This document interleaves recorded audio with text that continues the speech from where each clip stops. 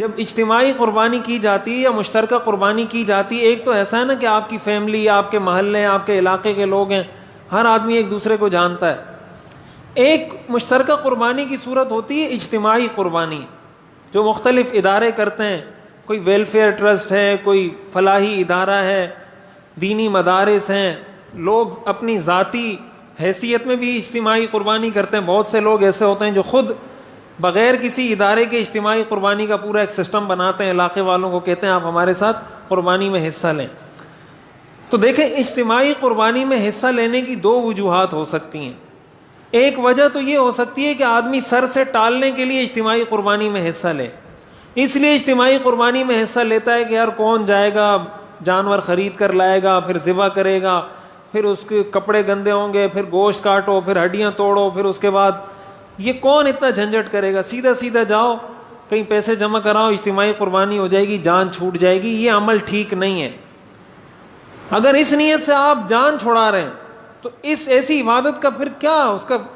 مطلب اس میں کیا پاور ہوگی، کیا کوالٹی ہوگی ایسے عمل کی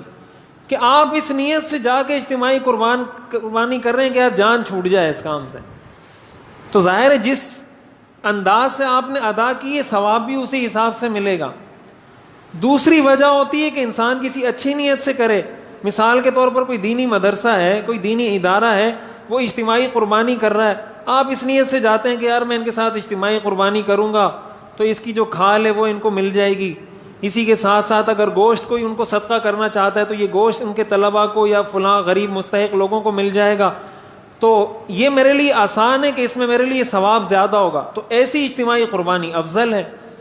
مدار نیت پر ہے کہ اجتماعی قربانی آپ جان چھڑانے کی نیت سے کر رہے ہیں یا ثواب حاصل کرنے کی نیت سے کر رہے ہیں۔ دوسری بات اجتماعی قربانی میں یہ سمجھنی چاہیے کہ ہر جگہ ہر اجتماعی قربانی کرنے والے کے ساتھ قربانی نہیں کرنی چاہیے۔ اجتماعی قربانی کے جو مسائل ہیں یہ بہت پیچیدہ مسائل ہیں،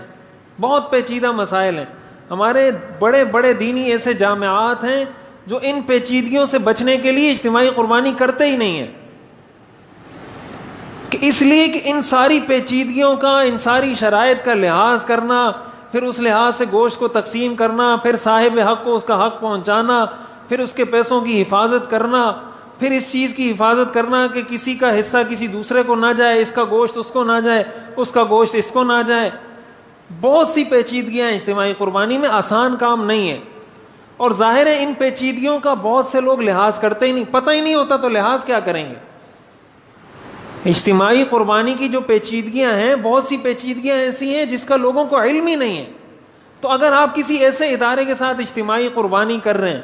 کہ اس کو پتہ ہی نہیں ہے اجتماعی قربانی کیسے کی جاتی ہے، اس میں کن شرائط کا لحاظ رکھنا ہوتا ہے، گوشت کیسے تقسیم کیا جاتا ہے، تو اس طرح آنکھیں بند کر کے کہیں بھی اجتماعی قربانی کرنا یہ ٹھیک نہیں ہے۔ آپ جہاں اجتماعی قربانی میں حصہ لے رہے ہیں تو اس چیز کا پورا یقین کریں کہ جہاں میں قربانی میں حصہ ڈال رہا ہوں یہ ایک ایسا ادارہ ہے جو مستند علماء کی نگرانی میں اس اجتماعی قربانی کو انجام دے گا، اور مستند علماء اپنی نگرانی میں یہ سارا پروسیجر مکمل کروائیں گے۔ اس میں کوئی کام ایسا نہیں ہوگا جو غیر شرعی ہوگا۔ ایسے ادارے میں اجتماعی قربانی میں حصہ ڈالنا چاہیے۔